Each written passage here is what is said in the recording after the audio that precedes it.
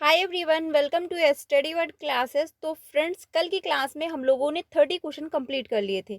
यानी ये जो क्लास चल रही है सोशल साइंस की है। ये क्लास आपको डेली 5 बजे मिलती है, तो आप इसको डेली ज्वाइन कर सकते हैं। यहाँ पर आपको चैप्टर वाइज भी क्लासेस मिलती हैं, प्लेलिस्ट बनाई हुई है, जा करके आप ज्वाइन कर सकते हैं।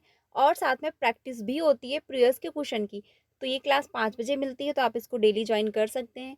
कल की क्लास में हम लोगों ने 30 क्वेश्चन कंप्लीट कर लिए थे, यानी कि यहाँ तक जो है कल की क्लास में हम लोगों ने कंप्लीट कर लिया था।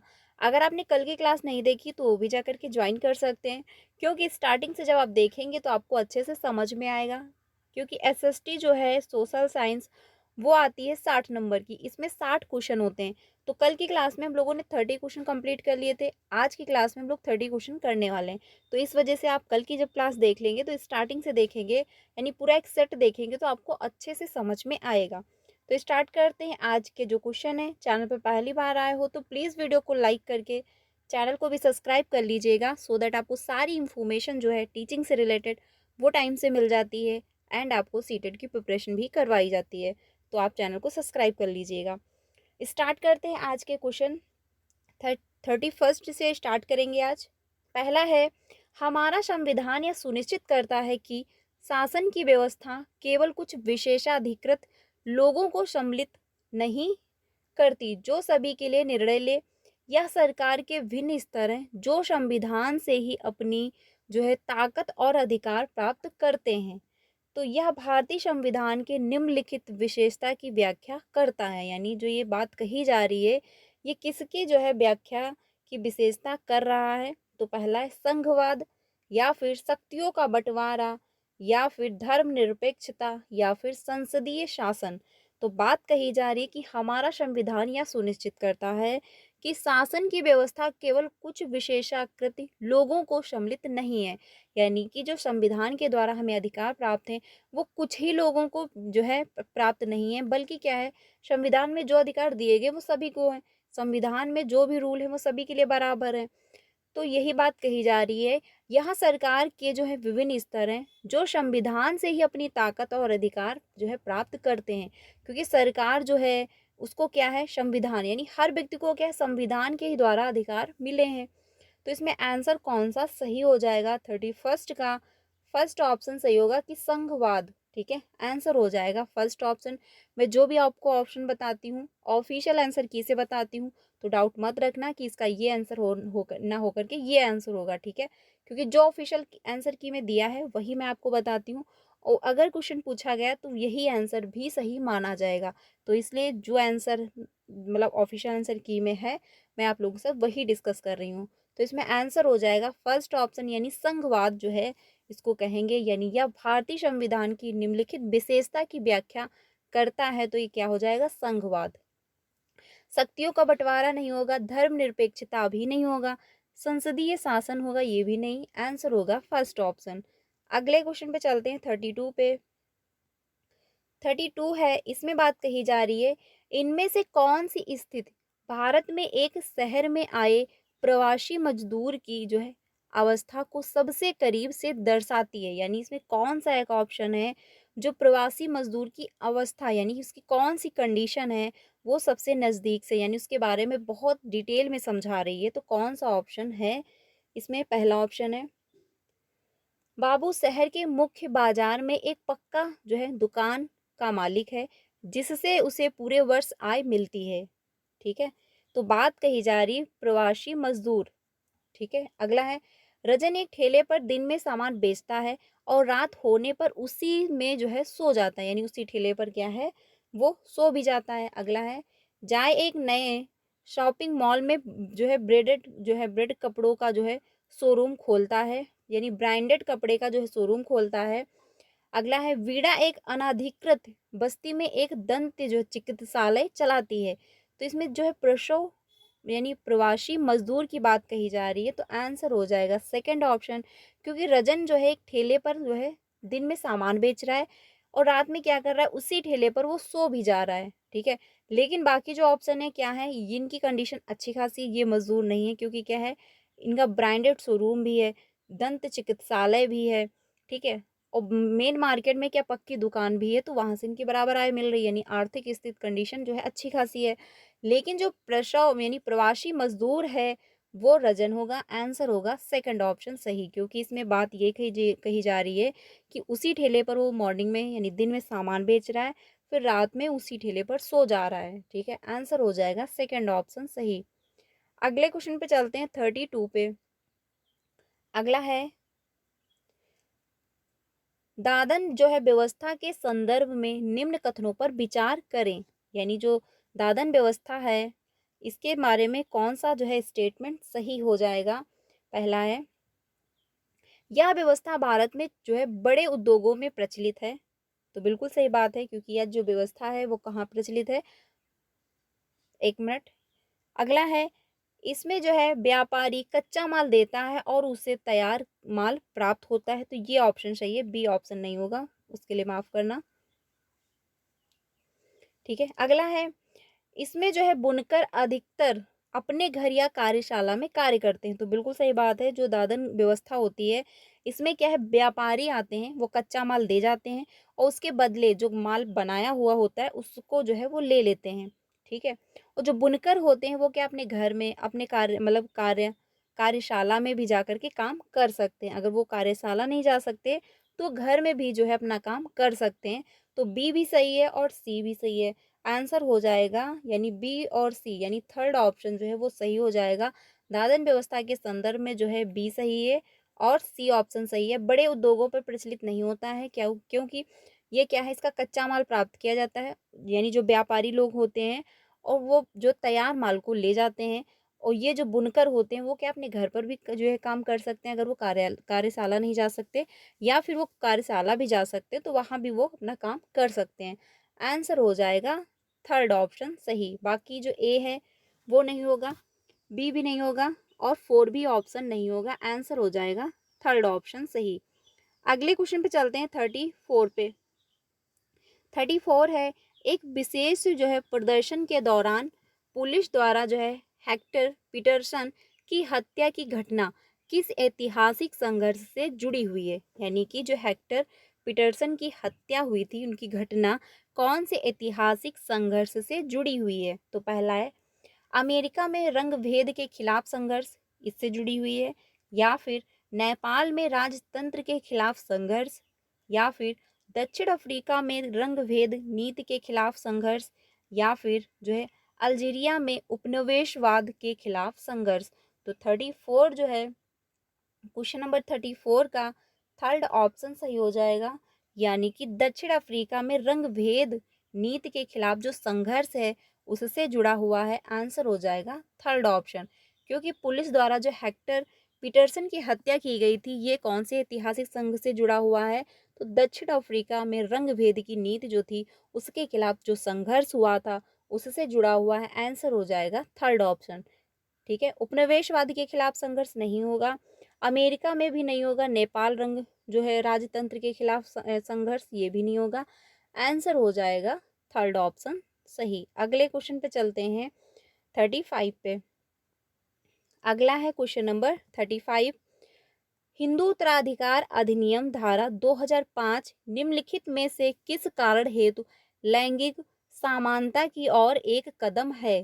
तो पहला है यह बेटियों को विवाह के बाद भी पैतृक जो है कुल नाम रखने का अधिकार देता है, या फिर यह बेटियों को पिता की संपत्ति पर जो है अधिकार दिलाता है, या फिर यह सबसे बड़ी जो है संतान लड़का या लड़की को पिता का जो है उत्तराधिकारी मानता है, या फिर यह केवल गैर विवाहित बेटियों का पिता की जमीन पर अधिकार मानता है। तो जो हिंदू उत्तराधिकार अधिनियम धारा 2005 में लागू हुई थी इसमें जो है कौन सा अधिकार दिया गया है। तो क्वेश्चन नंबर जो है 35 आंसर सही हो जाएगा टू ऑप्शन 35 का, क्योंकि यह बेटियों को पिता की संपत्ति पर अधिकार दिलाता है। ठीक है, जो बेटी होती हैं उनको क्या है पिता की संपत्ति पर भी अधिकार मिलता है, यानी जो अगर प्रॉपर्टी होती है मान के चलिएगा सपोज दैट अगर कुछ हो जाता है पेरेंट्स को तो जो प्रॉपर्टी होती है तो उसमें जो है बेटियों को भी अधिकार दिया जाता है, आंसर हो जाएगा सेकंड ऑप्शन।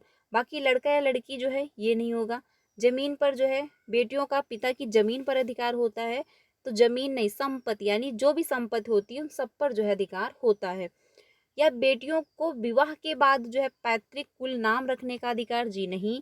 आंसर हो जाएगा सेकंड ऑप्शन सही, ठीक है। यानी बेटियों को पिता की संपत्ति पर अधिकार दिलाता है हिंदू उत्तराधिकार अधिनियम धारा 2005। ये ध्यान रखना, कभी कभी ये भी पूछ लेता है कि कौन से अधिनियम के तहत जो है बेटियों को पिता की संपत्ति पर अधिकार है, तो ये ध्यान रखना हिंदू उत्तराधिकार अधिनियम है 2005, ठीक है। आंसर हो जाएगा सेकंड ऑप्शन। अगले क्वेश्चन पे चलते हैं 36 पे। अगला है, भारतीय डैश डैश के दिन को जो है याद करने के लिए गणतंत्र दिवस मनाते हैं। यानी जो भारतीय लोग हैं वो कौन सा मतलब याद करने के लिए, या मतलब के दिन को याद करने के लिए गणतंत्र दिवस मनाते हैं। तो पहला है भारत के पहले आम चुनाव को, या फिर भारत की स्वतंत्रता, या फिर संविधान के लागू होने, या फिर संविधान का लेखन पूरा होने पर। तो किसको याद करके जो है गणतंत्र दिवस मनाया जाता है?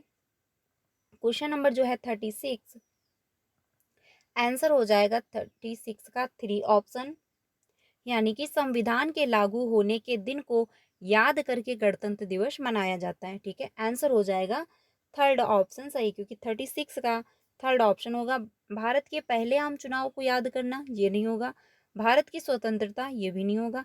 संविधान के लेखन को पूरा नहीं, बल्कि क्या है, लागू होने के दिन को याद करके गणतंत्र दिवस मनाया जाता है, ठीक है। क्योंकि क्या है, इस दिन जो है संविधान लागू हुआ था। आंसर हो जाएगा थर्ड ऑप्शन। अगले क्वेश्चन पे चलते हैं 37 पे। अगला है क्वेश्चन नंबर 37। इसमें बात कही गई है कि रम्या एक जो है बेकरी में जो है सहयोगी कर्मी के रूप में काम करती है, ठीक है। उसके जो है उसे उसके मालिक का जो है महंगा मोबाइल फोन चुराने के झूठे आरोप में अभियुक्त बनाया जाता है, परंतु वह अपनी खराब आर्थिक स्थिति के चलते अपने बचाव के लिए वकील नहीं कर पाती, क्योंकि क्या उसकी आर्थिक स्थिति बहुत अच्छी नहीं है।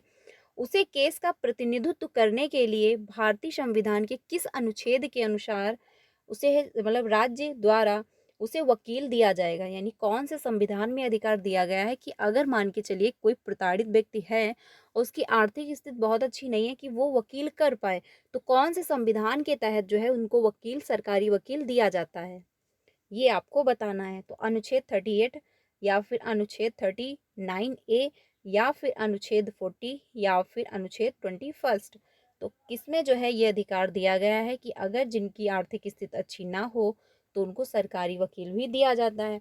तो क्वेश्चन नंबर 37 का 2 ऑप्शन सही हो जाएगा, यानी अनुच्छेद जो है 39A में कहा गया है, इसके तहत जो है लोगों को क्या है, सरकारी वकील दिया जाता है। आंसर हो जाएगा सेकंड ऑप्शन सही, ठीक है। अगले क्वेश्चन पे चलते हैं, यानी कि इसके अनुसार क्या होता है, जो मतलब आर्थिक स्थिति जिनकी अच्छी नहीं होती है कि वो वकील कर पाए, उनका पेमेंट कर पाए, तो इस वजह से क्या होता है, उनको सरकारी वकील दिया जाता है उनके पक्ष में लड़ने के लिए, ठीक है।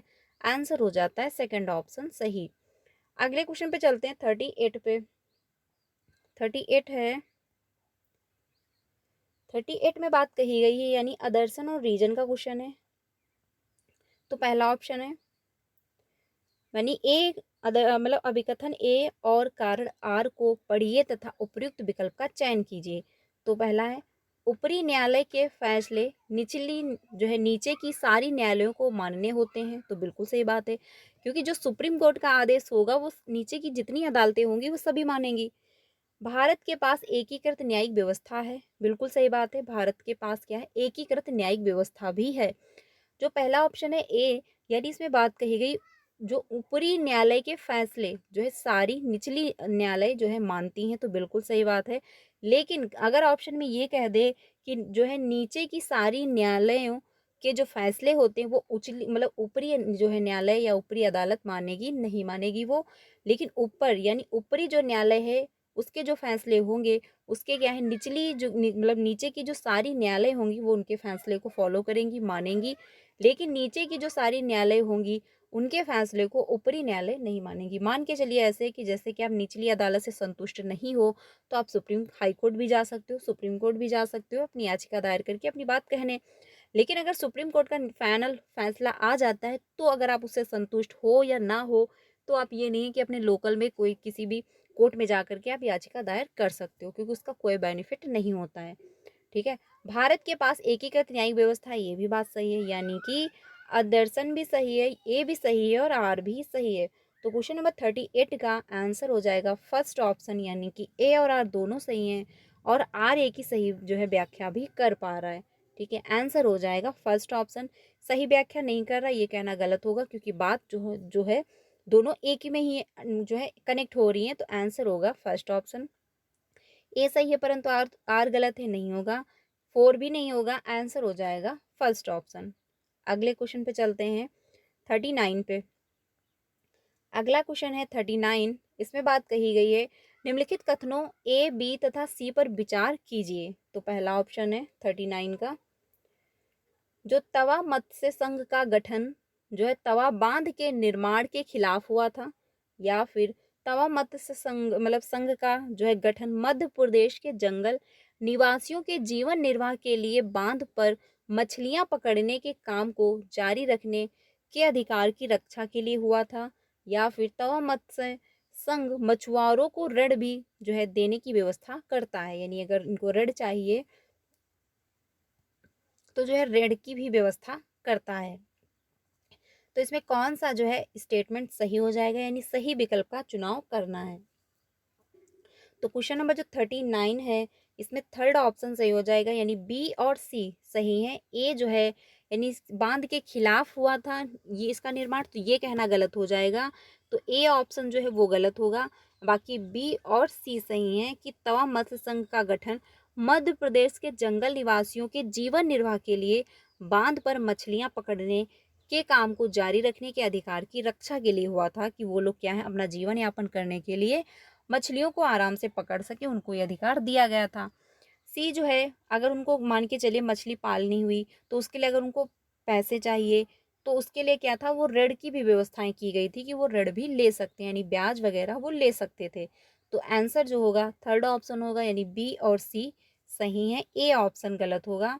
आंसर हो जाएगा थर्ड ऑप्शन। 4 ऑप्शन नहीं होगा, ना तो सेकंड होगा ना फर्स्ट होगा। आंसर हो जाएगा थर्ड ऑप्शन।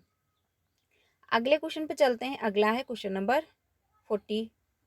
इसमें बात कही गई है कि जनजाति भाषाओं के बारे में दिए गए निम्न में से निम्न कथनों को पढ़ें, यानी जो कथन दिया गया है इसमें कौन सा स्टेटमेंट सही है।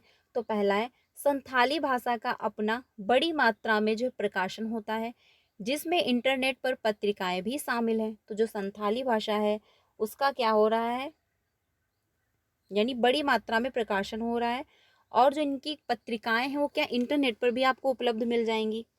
अगला है बी, जनजातीय भाषाएं संस्कृत से बिल्कुल अलग हैं और संभावना है मतलब संभवता उतनी ही पुरानी है, यानी जितनी अलग हैं और काफ़ी पुरानी भी हैं। तो आंसर इसमें कौन सा सही हो जाएगा, थर्ड यानी 40 का। तो ये तो सही है और आपका जो है बी भी सही है, क्योंकि जनजातीय भाषाएं संस्कृत से बिल्कुल अलग हैं और संभवतः उतनी ही पुरानी हैं, तो ये भी बात सही है। आंसर इसमें कौन सा होगा, ए सही है नहीं, केवल बी सही है नहीं, ए और बी दोनों सही, यानी थर्ड ऑप्शन सही हो जाएगा। क्योंकि संथाली जो भाषा का अपना यानी अपनी बड़ी मात्रा में प्रकाशन हुआ है, बिल्कुल सही बात है, और इसकी पत्रिकाएं जो है आपको इंटरनेट पे मिल भी जाएंगी। आंसर हो जाएगा थर्ड ऑप्शन सही। ठीक है, अगले क्वेश्चन पे चलते हैं। अगला है क्वेश्चन नंबर 41। ये जो है सही मिलान करना है इसमें, कि सही मिलान जो है कौन सा ऑप्शन होगा, यानी कॉलम जो है एक्स और कॉलम वाई को आपको मैच करना है। तो सामाजिक विज्ञान अधिगम के तरीके दिए हैं और इधर क्या है अर्थ दिया है, यानी विवेचन दिया है। तो इसमें कौन सा ऑप्शन होगा, पहले है व्यवहारवादी। तो व्यवहारवादी जो है वो किस में मैच करेगा, ये हो जाएगा आपका सीमित कौशल और तथ्यों का संचय, यानी कि व्यवहारवादी जो है वो सीमित कौशल और तथ्यों का संचय है। रचनावादी, तो रचनावादी कौन सा होगा, अधिगमकर्ता केंद्र और प्रासंगिक, यानी कि इसमें होगा 4 ऑप्शन। तो आंसर इसमें कौन सा सही हो जाएगा, यानी ए का जो है वो सेकंड ऑप्शन है। अब हम लोग ऑप्शन पे चलते हैं कि ए का कौन सा सेकंड ऑप्शन होगा। तो ए में 4 दिया है, ये नहीं होगा, ये भी नहीं होगा, ये भी नहीं होगा। आंसर हो जाएगा आपका सेकंड ऑप्शन सही, क्योंकि ए में सेकंड सिर्फ और सिर्फ 2 ही ऑप्शन में दिया गया है, बाकी किसी में नहीं दिया गया। तो आपका आंसर एक से ही निकल आता। ऐसे क्वेश्चन करने के लिए आपको क्या करना है, एक मैच करना पहला वर्ड, अगर उससे फिर आंसर पे आना, ठीक है, ऑप्शन पे आना। अगर यहाँ से आंसर निकल रहा है फर्स्ट से ही तो आंसर क्लिक करके आगे बढ़ जाइएगा। कोई डाउट मत रखना, आंसर गलत नहीं होगा, आपका आंसर सही होगा। लेकिन अगर एक से नहीं निकला तो आप दूसरा मैच करके देखिए, दूसरे से आंसर निकलेगा। लेकिन ऐसे क्वेश्चन जो है सॉल्व करने के लिए आप पूरे मैच करने मत बैठिएगा कि पूरे मैच कर ले फिर जाके नीचे मैच करें कि कौन सा आंसर सही होगा। इससे क्या है, कन्फ्यूजन क्रिएट होगी। आप देखोगे कि फर्स्ट का सेकंड है, फिर बी का कौन सा थर्ड है, फिर क्या इससे दिक्कत भी होगी और इसमें टाइम भी आपका वेस्ट होगा। तो इस वजह से क्या करना है, फर्स्ट आंसर मैच करना, यानी फर्स्ट ऑप्शन मैच करिएगा और फिर डायरेक्ट आंसर पर आना कि कौन सा इसका आंसर सही होगा। क्योंकि एक अगर जो मान के चलिए यहाँ पे देखिए आप, ए का सेकंड था, बाकी ए का सेकंड किसी में दिया गया नहीं था, तो ए का सेकंड 2 में ही दिया गया, तो आप एक से मतलब फर्स्ट से ही आंसर निकाल सकते थे, कोई प्रॉब्लम नहीं होती। ठीक है, आंसर हो जाएगा सेकंड ऑप्शन सही। बाकी मैच कर लेते हैं हम लोग कौन सा किस में होगा। यानी ए का जो है सेकंड होगा, बी का जो होगा वो 4 हो जाएगा, बहुविषयक उपागम जो है इसमें हो जाएगा सी का थर्ड, और आपका अतिविषयक जो उपागम है इसमें हो जाएगा फर्स्ट। ठीक है, मतलब समाकलित ज्ञान में सहायता करता है, आंसर हो जाएगा सेकंड ऑप्शन सही। अगले क्वेश्चन पे चलते हैं 42 पे। अगला है क्वेश्चन नंबर 42। इसमें बात कही गई है, निम्नलिखित में से कौन सा शब्द इतिहास में पूरा स्थल की सही व्याख्या प्रस्तुत करता है। यानी कौन सा जो है शब्द पूरा स्थल की इतिहास की सही व्याख्या प्रस्तुत कर रहा है। तो पहला ऑप्शन है, वह स्थान जहां पत्थर के औजारों का निर्माण किया जाता है, या फिर वह स्थान जहां औजार, बर्तन और इमारतों जैसी वस्तुओं के अवशेष मिलते हैं, या फिर वह स्थान जहां अखेटक खाद्य संग्रह रखे मतलब रख जो खाद्य संग्रह रहते थे, या फिर वह स्थान जहां प्राचीन इंजीनियरिंग कार्य के अवशेष मिलते हैं। तो बात कही जा रही इतिहास में पूरा स्थल की सही व्याख्या प्रस्तुत करता है। ठीक है, तो क्वेश्चन नंबर जो 42 है, क्वेश्चन नंबर जो 42 है इसमें सेकंड ऑप्शन सही हो जाएगा। यानी वह स्थान जहां औजार, बर्तन और इमारतों जैसी वस्तुओं के अवशेष मिलते हैं उसे कहते हैं पुरा स्थल। क्योंकि पुरा स्थल में क्या है, औजार भी मिलते हैं, यानी पुराने टाइम में लोग कैसे औजार प्रयोग करते थे, कैसे बर्तन थे, कौन कौन सी इमारतें थी, कैसी वस्तुएं थी, तो उनके अवशेष मिलते हैं पुरा स्थलों से। ठीक है, तो आंसर सेकंड ऑप्शन हो जाएगा। इंजीनियरिंग जो है कार्य के अवशेष मिलते हैं, ये नहीं होगा, फर्स्ट भी ऑप्शन नहीं होगा, आंसर हो जाएगा सेकंड ऑप्शन सही। ठीक है, क्योंकि पूरा स्थल की जो व्याख्या होती है वहां से क्या है, औजार भी मिले हैं, बर्तन भी मिले हैं, इमारतें भी देखने को मिलती हैं और वस्तुओं के अवशेष भी मिले हुए हैं। तो आंसर होगा सेकंड ऑप्शन। अगले क्वेश्चन पे चलते हैं 43 पे। अगला है, एक शिक्षिका अपने विद्यार्थियों के साथ अल्पसंख्यक समुदाय के जीवंत अनुभवों के बारे में चर्चा करना चाहती है, और कौन सी अति उपयुक्त शिक्षण नीति जो है होगी। यानी उसमें जो है कौन सी अति उपयुक्त शिक्षण नीति होने वाली है, क्योंकि अल्पसंख्यक समुदाय के मतलब जीवंत अनुभवों के बारे में वो चर्चा करना चाहती है। तो पहला ऑप्शन है, अल्पसंख्यकों के लिए संवैधानिक प्रावधानों पर चार्ट, या फिर अल्पसंख्यकों के रोजगार पर जो है मतलब NSS डाटा, या फिर एक जो है फीचर फिल्म जिसमें एक अल्पसंख्यक किरदार है, या फिर अल्पसंख्यक प्रभुत्व वाले क्षेत्र में लोगों की दैनिक, ठीक है, गतिविधियों पर एक प्रस्तुतिकरण, यानी उनके दैनिक जीवन में जो चल रहा है उसका प्रस्तुतिकरण करोगे। तो क्वेश्चन नंबर जो 43 है इसमें आंसर हो जाएगा 4 ऑप्शन की, यानी अल्पसंख्यक प्रभुत्व वाले क्षेत्र में लोगों की दैनिक गतिविधियों का प्रस्तुतिकरण करोगे। यानी जो लोगों की रियल लाइफ से आप कनेक्ट करोगे, उन पर आप चर्चाएं करोगे, तो क्या है इसके बारे में बच्चे चीज़ों को समझेंगे कि हाँ जो अल्पसंख्यक समुदाय के लोग हैं उनकी क्या कंडीशन है, क्या उनकी लाइफ में प्रॉब्लम है, क्या प्रॉब्लम नहीं है, कैसे वो अपना जीवन यापन करते हैं। तो ये सारी बातें आपको पता चलेंगी। लेकिन आप एक फ़िल्म दिखा दोगे तो बच्चा फ़िल्म देख लेगा, बाकी उसमें कोई जो है ज़्यादा इंटरेस्ट नहीं लेगा। ठीक है, ये भी नहीं होगा आपका फर्स्ट यानी चार्ट के माध्यम से भी नहीं। लेकिन सबसे बेस्ट क्या है, लोगों की जो दैनिक जीवन गतिविधियाँ, यानी जो उनके रियल लाइफ से आप कनेक्ट करोगे, जो डेली एक्टिविटी कर रहे हैं, जो उनके दैनिक गतिविधियाँ हैं कि वो कैसे रहते हैं, क्या काम करते हैं, क्या उनका खान पीन है, तो सब पर आप जब चर्चाएं करोगे, प्रस्तुतिकरण दोगे, तो ये बेस्ट ऑप्शन है। आंसर हो जाएगा 4 ऑप्शन। अगले क्वेश्चन पे चलते हैं 44 पे। अगला है क्वेश्चन नंबर 44। प्रारंभिक शिक्षा के विद्यार्थियों को जाति आधारित भेदभाव के मुद्दे से परिचित कराने के लिए निम्नलिखित में से कौन से संसाधन का प्रयोग कर सकते हैं। यानी कि जाति आधारित भेदभाव के मुद्दे पर क्या है, आप बच्चों को परिचित करवाना चाहते हैं प्राथमिक स्तर पर, ठीक है।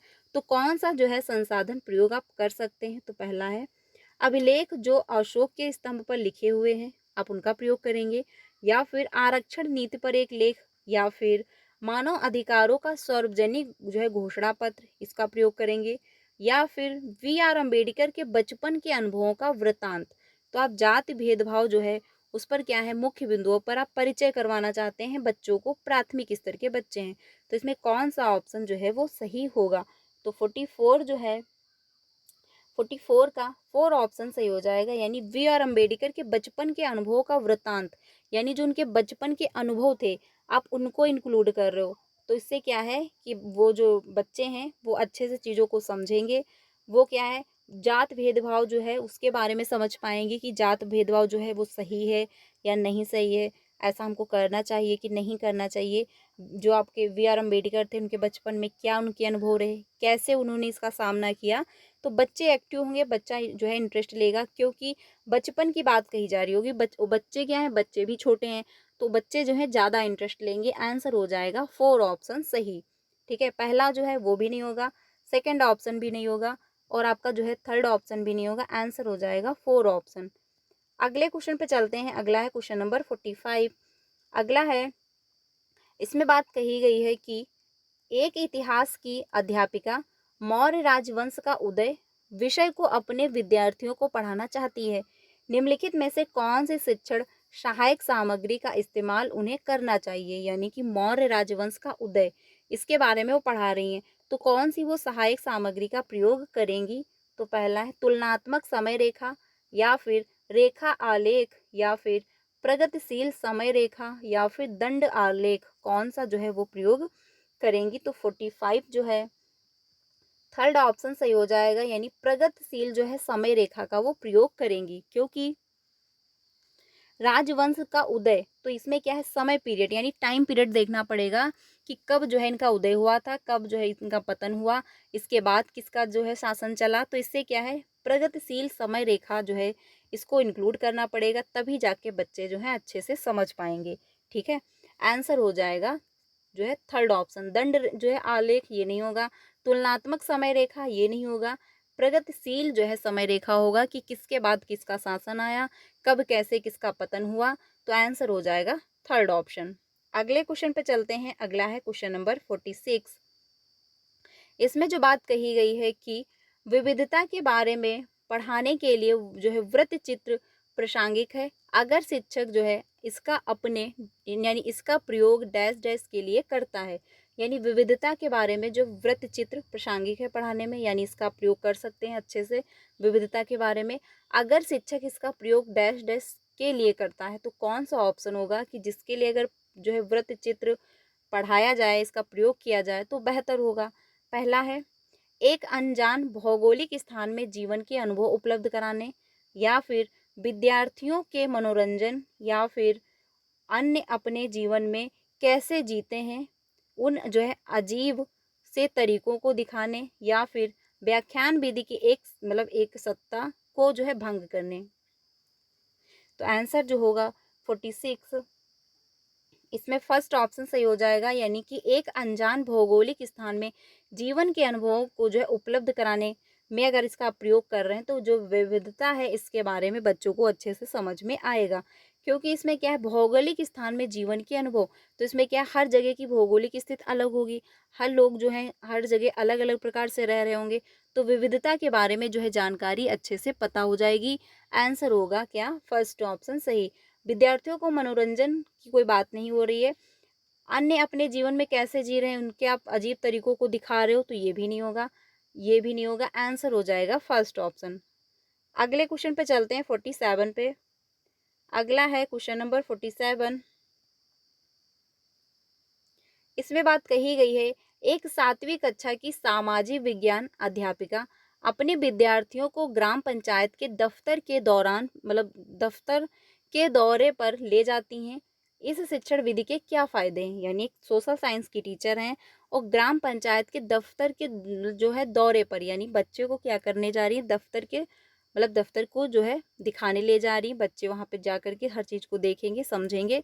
तो इसमें क्या फ़ायदे होने वाले हैं? तो पहला ऑप्शन है विषय के बारे में जो है प्रत्यक्ष जानकारी जुटाना, या फिर विषय के बारे में अतिरिक्त जानकारी देने का जो है प्रभावी तरीका है, या फिर स्कूली जीवन का सामुदायिक जीवन से संपर्क जो है स्थापित करना, या फिर घटनाओं और घटनाक्रम को दर्ज करने की जो है रूपरेखा प्रदान करना। तो इसमें कौन सा ऑप्शन सही हो जाएगा? क्योंकि टीचर क्या है, बच्चे को रियल लाइफ में जो है दिखाना चाहती है कि जो है दफ्तर, ग्राम पंचायत के दफ्तर में क्या क्या काम हो रहे हैं, कैसे जो है वहाँ पे लोग रहते हैं, कैसा क्या है प्रोसेस होता है। तो क्वेश्चन नंबर जो 47 है, इसमें हो जाएगा आंसर 2। यानी क्वेश्चन नंबर जो है 47, इसमें आंसर 2 हो जाएगा। ए सही है आपका, बी सही है और सी सही है।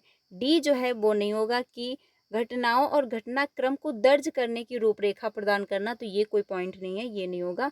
बाकी विषय के बारे में प्रत्यक्ष जानकारी तो बिल्कुल सही बात है, क्योंकि बच्चा जब ग्राम पंचायत के दफ्तर में जाएगा तो प्रेजेंट यानी प्रत्यक्ष रूप से हर चीज़ों को देख पाएगा, अपनी आंखों से देख पाएगा, चीज़ों को ऑब्जर्व कर पाएगा, छू पाएगा, समझ पाएगा। तो क्या प्रत्यक्ष रूप से बच्चा चीज़ों को यानी जानकारी को इकट्ठा कर पाएगा। अगला है विषय के बारे में अतिरिक्त जानकारी देने का प्रभावी तरीका है। तो ये भी बात सही है, क्योंकि विषय के बारे में अतिरिक्त जानकारी कैसे मिलेगी? जब बच्चा वहाँ जाएगा तो कुछ और चीज़ें भी वो सीखेगा, कुछ और तरीके भी सीखेगा। स्कूली जीवन का सामुदायिक जीवन जीवन से संपर्क स्थापित होना, ये भी बात सही है, क्योंकि ग्राम पंचायत के दफ्तर पर आप ले जा रहे हो तो सामुदायिक जीवन के संपर्क से भी बच्चा स्थापित यानी कर पाएगा अपना अनुभव। तो ए भी सही है, बी भी सही है और सी भी ऑप्शन सही है। तो आंसर हो जाएगा 2 ऑप्शन सही, क्योंकि क्या है, बच्चे को कहाँ पे ले जा रही, ग्राम पंचायत के दफ्तर के मतलब दौरे पर ले जा रही है। तो बच्चा वहाँ प्रत्यक्ष रूप से हर चीज़ को देखेगा, हर चीज़ को ऑब्जर्व करेगा, क्या वहाँ पे काम होते हैं, कैसे क्या सारा प्रोसेस होता है। तो आंसर होगा 2 ऑप्शन सही। अगले क्वेश्चन पे चलते हैं। अगला है क्वेश्चन नंबर 48। निम्नलिखित में से कौन सी शिक्षण विधि यानी जेंडर संवेदीकरण को जो है पढ़ाने के लिए सर्वोत्तम है? यानी जेंडर संवेदीकरण पढ़ाना है अगर आपको, तो कौन सी जो है विधि इसमें सर्वोत्तम होगी? पहला है परिचर्चा, प्रदर्शन, व्याख्यान या फिर प्रश्न विधि। तो 48 जो है इसमें आंसर हो जाएगा फर्स्ट ऑप्शन की परिचर्चा, क्योंकि डिस्कशन जिसमें भी होगा वो जो है बेस्ट होगा, क्योंकि डिस्कशन के माध्यम से हर चीज़ बच्चा चीज़ों को सीख पा रहा होता है, हर चीज़ ऑब्जर्व कर पा रहा होता है। अगर कोई डाउट है, कोई कन्फ्यूजन है तो वो भी क्लियर हो रही होती है, बल्कि सहयोग की भावनाएं भी बढ़ती हैं, एक दूसरे की मदद भी हो रही होती है। तो आंसर क्या होगा? फर्स्ट ऑप्शन सही होगा, क्योंकि इसमें क्या है, बच्चा इंटरेस्ट लेगा और बच्चा एक्टिव भी रहेगा। प्रदर्शन, व्याख्यान जो है प्रश्न विधि, ये नहीं होगा, आंसर होगा फर्स्ट ऑप्शन। अगले क्वेश्चन पे चलते हैं 49 पे। अगला है निम्न में से कौन सी रणनीति विद्यार्थियों में समालोचनात्मक सोच को प्रोत्साहित करने में सबसे उपयुक्त है? यानी क्रिटिकल थिंकिंग जो है यानी आलोचनात्मक सोच, सॉरी माफ करना, आलोचनात्मक सोच को प्रोत्साहित करने के लिए कि यानी बच्चे जो है आलोचनात्मक सोच जो है डेवलप कर पाए बच्चों में, तो कौन सा ऑप्शन सही होगा? पहला है विद्यार्थियों से सभी सूचनाओं को सत्य समझकर स्वीकृत कराना, यानी बच्चे क्या हैं कि सारी जो इंफॉर्मेशन है उसको समझें कि ये सही है और उसको स्वीकृत कर लेंगे, तो इनमें बच्चों में क्या आलोचनात्मक थिंकिंग यानी आलोचनात्मक सोच डेवलप नहीं होगी, बल्कि क्वेश्चन क्या कह रहा है, आलोचनात्मक सोच को प्रोत्साहित करना है। अगला है विद्यार्थियों से अध्यापक के जो है सारे मतों को स्वीकार मतलब स्वीकृत कराना, यानी जो टीचर कह रहा है वो बच्चे क्या है सब कुछ जो है स्वीकार कर लेंगे, कि यानी जो टीचर कह रहा है वो सच है, बच्चे कुछ अपना दिमाग उसमें नहीं लगाएंगे। तो बच्चों में क्या है, आलोचनात्मक सोच जो है डेवलप नहीं होगी। अगला है विद्यार्थियों को पक्षपात पहचानने में मदद करना। बिल्कुल सही बात है कि बच्चे जो है वो समझ पाएं कि पक्षपात क्या होता है, किसकी इसमें आलोचना की जा रही है, किसको जो है नकारा जा रहा है, किसको नकारा नहीं जा रहा है, यानी एक पक्ष को जो है दबाया जा रहा होगा, एक पक्ष से दूसरे पक्ष की कंपेयर की जा रही होगी। ठीक है, वहां पे जो है आलोचनात्मक सोच होगी, तो बच्चा जो है समझेगा हर पक्ष के बारे में कि कौन से पक्ष की आलोचना की जा रही, कौन से पक्ष को दबाया जा रहा है, किसको महत्वपूर्ण माना जा रहा है। तो इसमें क्या है, बच्चे में आलोचनात्मक सोच डेवलप होगी। अगला है विद्यार्थियों को परिस्थिति को सिर्फ एक नज़रिए से देख लेना, इसमें बच्चे में क्या है आलोचनात्मक थिंकिंग जो है वो डेवलप नहीं हो पाएगी, बल्कि पक्षपात पहचानने में जो है मदद करना, इसमें क्या है बच्चे में आलोचनात्मक थिंकिंग डेवलप हो रही है। आंसर हो जाएगा थर्ड ऑप्शन। अगले क्वेश्चन पे चलते हैं। अगला है क्वेश्चन नंबर 50।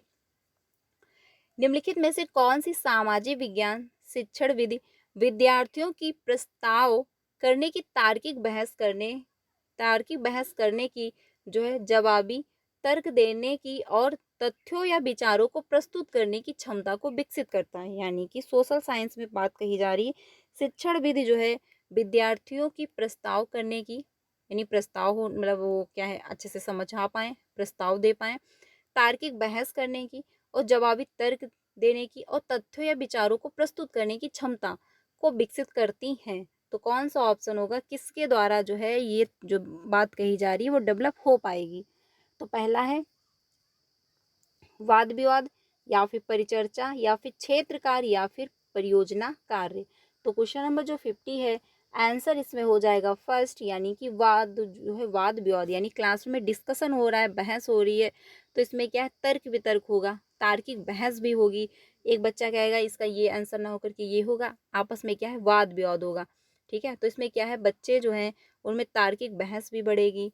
ठीक है, जवाबी तर्क, यानी एक तरफ से एक बच्चा आंसर क्वेश्चन कर रहा है, दूसरा बच्चा फटाक से आंसर दे रहा है, दूसरा बच्चा क्वेश्चन कर रहा है, तीसरा बच्चा आंसर दे रहा है, यानी वाद विवाद हो रहा होता है। क्योंकि एक दो समूह बना दिए जाते हैं, एक समूह में आधे बच्चे बैठे होंगे, एक समूह में दूसरे बच्चे बैठे होंगे, फिर आपस में एक दूसरे से वाद विवाद हो रहा होता है।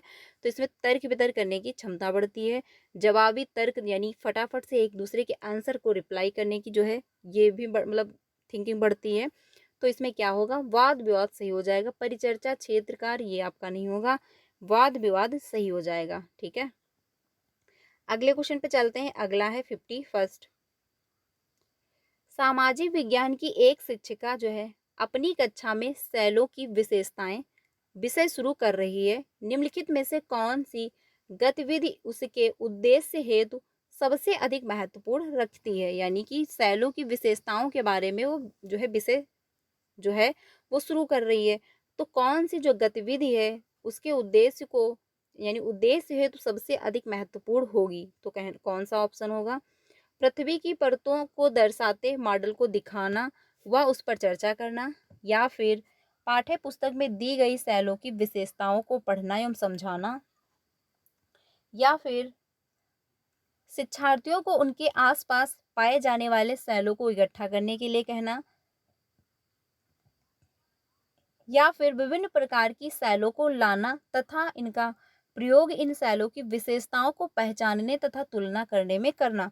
तो कौन सा जो है ऑप्शन सही होगा, यानी कौन सा जो है निम्नलिखित में से कौन सी गतिविधि उसके उद्देश्य है तो सबसे अधिक महत्व रखती है? तो कौन सा इसमें ऑप्शन सही हो जाएगा, क्योंकि शैलों की विशेषताओं के बारे में पढ़ाना है।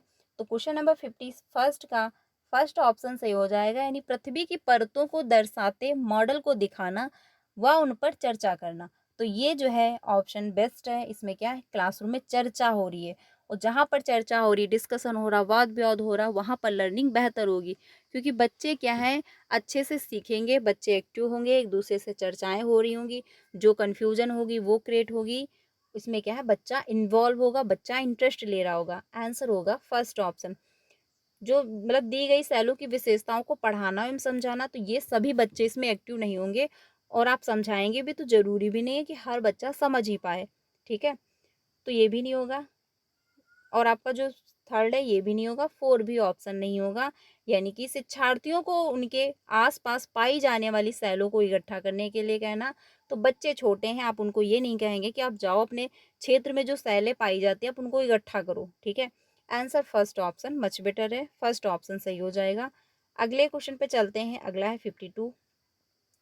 52 में बात कही गई है भारत के तटीय स्तर जो है स्थल रूप पढ़ाते हुए राजस्थान के शिक्षक किस शैक्षणिक समस्या का समाधान कर सकते हैं?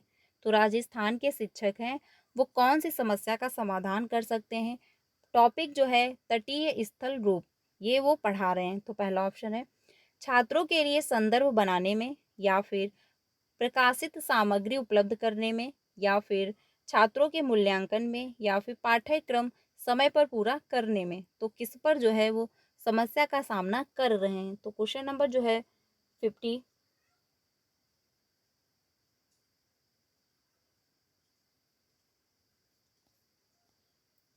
एक मिनट।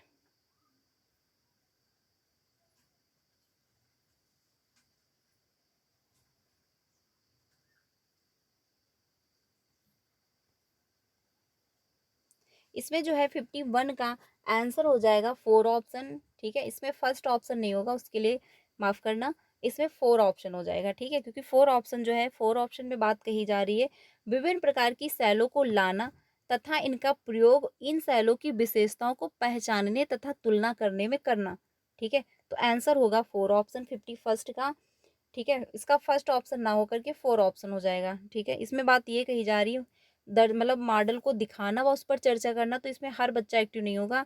इसमें क्या है, पहचानेंगे बच्चे, फिर तुलना करेंगे। तो इसमें क्या है, इसमें बच्चा जो है ज़्यादा एक्टिव होगा। ठीक है, आंसर हो जाएगा 4 ऑप्शन। फर्स्ट नहीं होगा, फर्स्ट के लिए माफ़ करिएगा, 4 ऑप्शन सही होगा। अगले क्वेश्चन पे चलते हैं 52 पे। 52 का जो है आंसर हो जाएगा फर्स्ट ऑप्शन की छात्रों के लिए संदर्भ बनाने में। क्योंकि क्या है, भारत के तटीय स्थल रूप पढ़ाते हुए राजस्थान के शिक्षक किस शैक्षणिक समस्या का सामना जो है कर सकते हैं।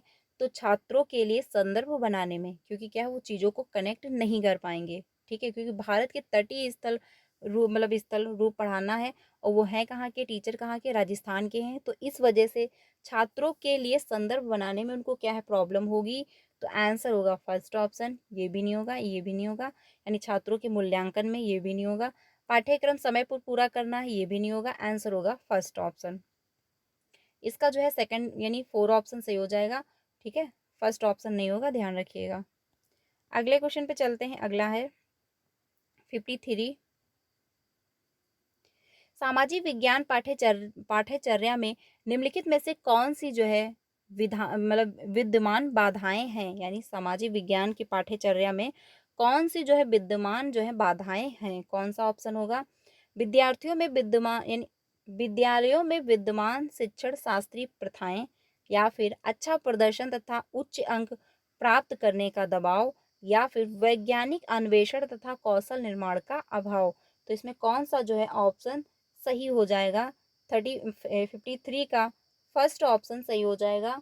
क्योंकि इसमें बात कही जा रही है यानी बी और यानी ए और बी सही है कि विद्यालयों में विद्यमान शिक्षण सामग्री जो प्रथाएं हैं वो बाधा उत्पन्न करेंगी।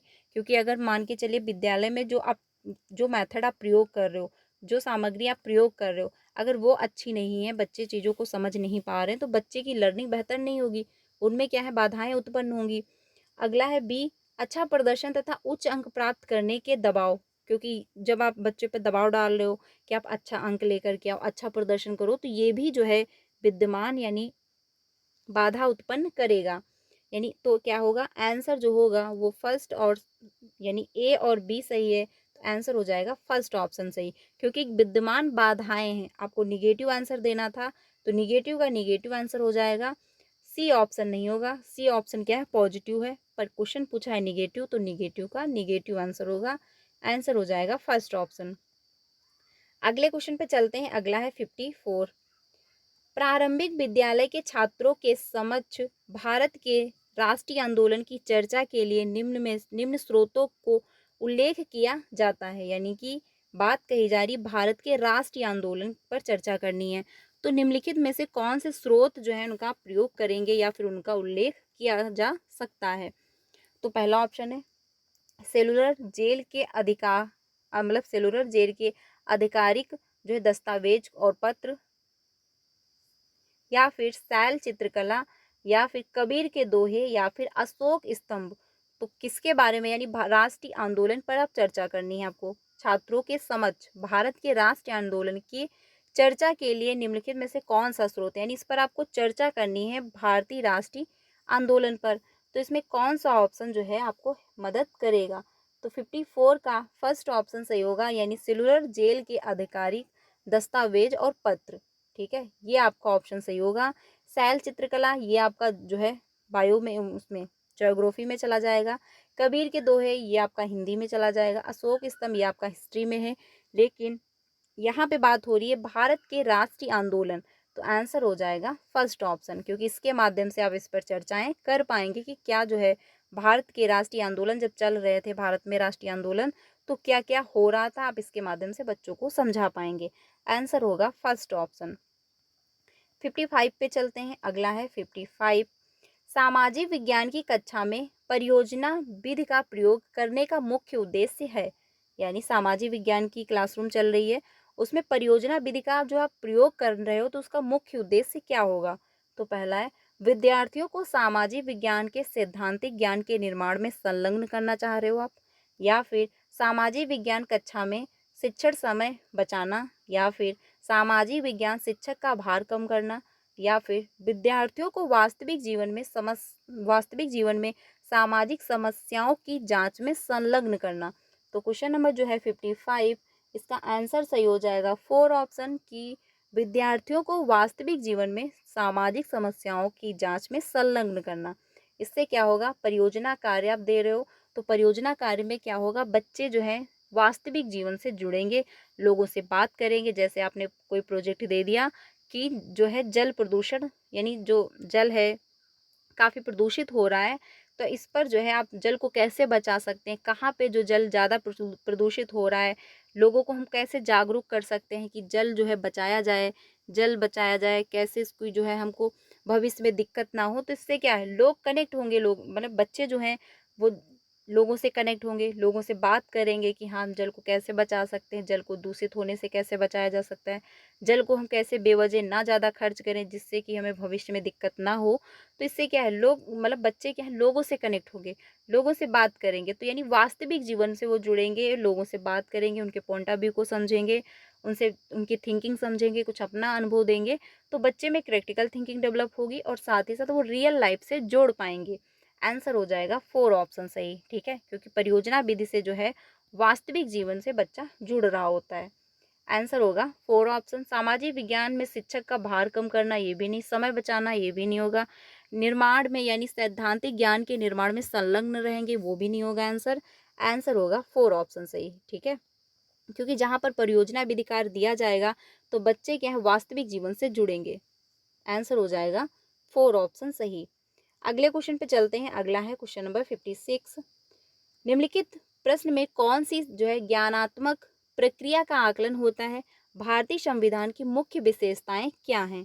तो इसमें जो बात कही जा रही है ज्ञानात्मक प्रक्रिया का आकलन होता है, तो पहला स्मरण, मूल्यांकन, विश्लेषण और आपका सृजन।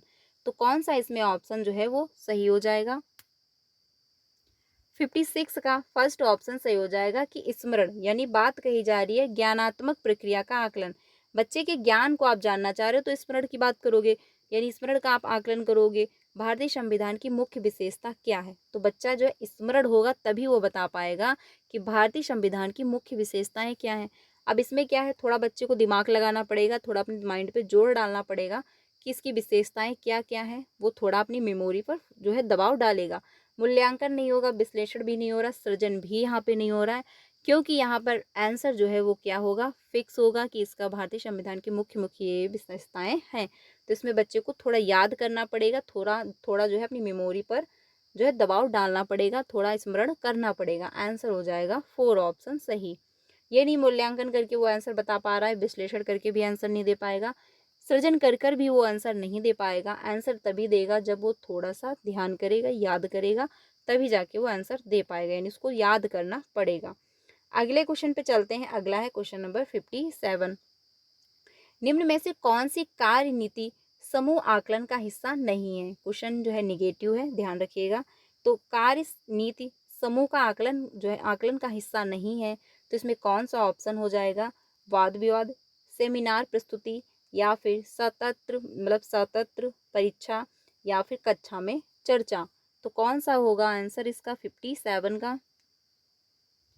57 का होगा आंसर 4, यानी कि जो आप क्लासरूम में परीक्षाएं कराते हो सत्र में, वो जो है सामूहिक आकलन में सहयोग नहीं देंगी, क्योंकि इसमें क्या है बच्चा अपना एग्जाम दे रहा होगा, इसमें बच्चा एक दूसरे से कनेक्ट नहीं हो रहा होगा, ना तो आपस में बैठ करके बात कर रहे होंगे, ना ही आपस में बैठ करके पेपर सॉल्व कर रहे होंगे, ना तो एक दूसरे की मदद कर रहे होंगे, बल्कि क्या है हर बच्चा दूर दूर बैठ करके अपना जो है एग्जाम दे रहा होगा, पेपर सॉल्व कर रहा होगा। तो समूह आकलन जो है समूह आकलन का हिस्सा कौन सा नहीं है, तो सत्र परीक्षा ये नहीं होगा। बाकी वाद विवाद इसमें भी होगा, क्योंकि समूह आकलन होगा वाद विवाद से, बच्चे इसमें कनेक्ट होंगे, एक दूसरे से बात करेंगे। सेमिनार प्रस्तुति, इससे भी आकलन होगा सामूहिक का। और कक्षा में चर्चा, ये भी जो है समूह आकलन का हिस्सा है। लेकिन सत्र परीक्षा जो है ये आपका समूह आकलन का जो है हिस्सा नहीं है। आंसर हो जाएगा थर्ड ऑप्शन सही, क्योंकि इसमें कोई बच्चा समूह में बैठकर जो है डिस्कस नहीं कर रहा होगा, ना तो कोई वो आकलन कर पा रहा होगा। ठीक है, अगले क्वेश्चन पे चलते हैं। अगला है 58। निम्न में से कौन सा कथन सतत और व्यापक मूल्यांकन के बारे में सही नहीं है? यानी सतत और व्यापक मूल्यांकन जो होता है उसके बारे में सही नहीं है। निगेटिव आंसर देना है, क्योंकि निगेटिव का निगेटिव आंसर होगा। अब सतत और व्यापक मूल्यांकन होता है क्या, पहले हम ये 1 मिनट में समझ लेते हैं। सतत और व्यापक मूल्यांकन का मतलब होता है कि लगातार जो है बच्चे का असेसमेंट होता रहता है, और इसके द्वारा बच्चे का चौमुखी असेसमेंट होता है, यानी चौमुखी विकास हो रहा होता है। बच्चे के हर पक्ष का जो है इसमें आकलन किया जाता है। और ये सतत और व्यापक मूल्यांकन जो होता है इससे बच्चे का ग्रो होता है। इसमें किसी एक पक्ष को बच्चे को दबाया नहीं जा रहा होता, बल्कि हर पक्ष में बच्चे का जो है असेसमेंट हो रहा होता है, और बच्चे का हर क्षेत्र में जो है ग्रो भी हो रहा होता है। ठीक है, तो ये ध्यान रखिएगा। तो इसमें बात कही जा रही कौन सा सही नहीं है, तो पहला ऑप्शन है, यह विद्यार्थियों के व्यवहार के केवल संज्ञानात्मक पक्ष की आवश्यकता पूरी करता है, या फिर मूल्यांकन रणनीतियां शिक्षण अधिगम प्रक्रिया के साथ समाकलित हैं, या फिर यह विद्यार्थियों की सर्वागीण आकलन को सुनिश्चित करता है, या फिर यह अध्यापकों को समय पर जो है प्रतिपुष्टि प्रदान करते हैं। तो क्वेश्चन नंबर जो है इसमें कह रहा है कौन सा नहीं है, यानी कि इसमें जो है निगेटिव आंसर आपको देना है। तो 58 है, इसमें फर्स्ट ऑप्शन सही हो जाएगा कि यह जो है व्यवहार के केवल संज्ञानात्मक पक्ष की आवश्यकता पूरी करता है। तो ये कहना गलत होगा, क्योंकि सतत और व्यापक मूल्यांकन में बच्चे के हर पक्ष को जो है ध्यान में रखा जाता है, हर पक्ष का जो है आकलन किया जा रहा होता है, हर पक्ष का जो है ग्रो भी हो रहा होता है। तो ये कहना गलत होगा कि केवल संज्ञानात्मक पक्ष को जो है, यानी संज्ञानात्मक पक्ष को ही महत्वपूर्ण माना जाता है, या फिर उसी पक्ष की जो है आवश्यकताएं जो है पूरी की जाती हैं, क्योंकि सतत और व्यापक मूल्यांकन में सभी पक्षों को महत्वपूर्ण माना जा रहा होता है, बच्चे का इसके द्वारा चौमुखी विकास हो रहा होता है। ठीक है, तो फर्स्ट ऑप्शन गलत होगा, निगेटिव का निगेटिव आंसर हो जाएगा, यानी ए ऑप्शन जो है वो सही होगा। बाकी ऑप्शन आपके पॉजिटिव हैं, बट ए निगेटिव है, और निगेटिव का निगेटिव आंसर हो जाएगा, तो जो है फर्स्ट ऑप्शन सही होगा। यानी कि थर्ड जो है यह विद्यार्थियों के सर्वांगीण आकलन को सुनिश्चित करता है, तो ये भी सही होगा। प्रतिपुष्टि प्रदान कर रहा है, ये भी सही होगा। लेकिन निगेटिव का निगेटिव आंसर है, तो ए ऑप्शन सही होगा। अगर पॉजिटिव होता तो ये सारे ऑप्शन सही हो जाते। अगले क्वेश्चन पे चलते हैं, सेकंड लास्ट क्वेश्चन है। लोकतंत्र विषय को शुरू करने से पहले एक अध्यापिका कक्षा में इससे संबंधित प्रश्न पूछती है, वो किस प्रकार का जो है आकलन कर रही है। यानी कि लोकतंत्र विषय को शुरू करना चाह रही है, और उससे पहले वो बच्चों से क्या है उसी से संबंधित क्वेश्चन कर रही है। तो किस तरह का जो है वो आकलन कर रही है, तो पहला है पूर्व अवधारणा का आकलन हो रहा है, या फिर योगात्मक आकलन हो रहा है, या फिर नैदानिक आकलन हो रहा है, या फिर रचनात्मक आकलन हो रहा है। तो इसमें जो होगा आंसर फर्स्ट ऑप्शन, यानी पूर्व अवधारणात्मक जो है उसका आकलन किया जा रहा है, कि टीचर समझना चाहती है कि बच्चा जो है एटलीस्ट इसके बारे में कितना जान रहा है, उसको पहले से कितना आ रहा है। उस हिसाब से टीचर जो है लर्निंग करेगा, उस हिसाब से टीचर अपने मेथड में जो है परिवर्तन लाएगा, अपना मेथड प्रयोग करेगा। आंसर होगा फर्स्ट ऑप्शन। योगात्मक, यहाँ पर कोई नंबर की बात नहीं हो रही है। नैदानिक, यहाँ पर कोई प्रॉब्लम जो है समझने की बात नहीं हो रही है।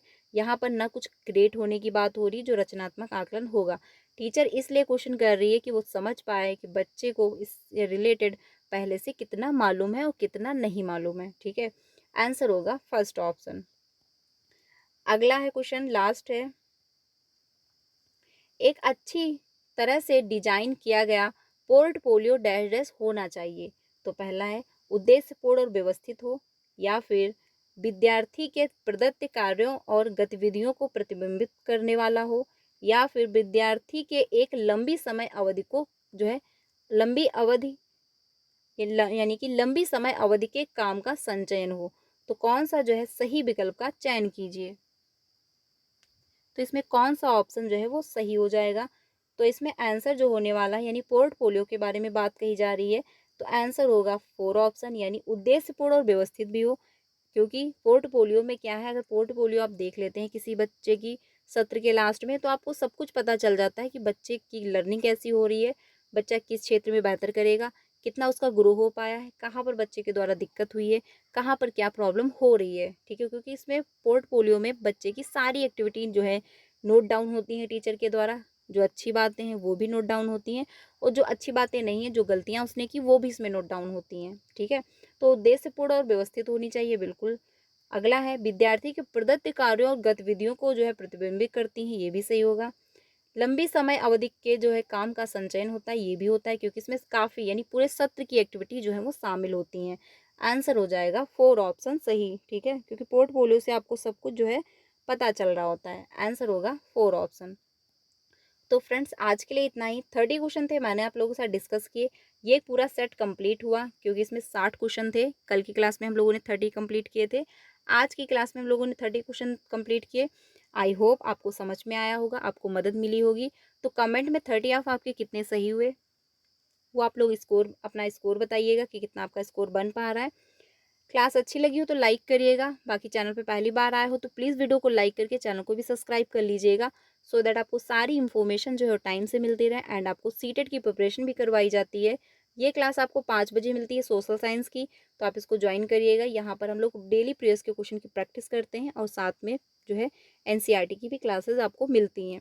3 बजे की क्लास में हम लोग भी प्रीवियस के क्वेश्चन कर रहे हैं। वहाँ पर हम लोग सीडीपी है, हिंदी है, ईवीएस है, मैथ पेडागोजी है, उसकी प्रैक्टिस करते हैं। और 5 बजे की क्लास में हम लोग सोशल साइंस डिस्कस करते हैं। तो चैनल को सब्सक्राइब कर लीजिएगा, क्योंकि आपको सारी नोटिफिकेशन टाइम से मिलती रहे, सारी क्लासेस टाइम से मिलती रहे, और जो भी अपडेट आती है टीचिंग से रिलेटेड वो भी आपको यहाँ से प्रोवाइड कर दी जाती है।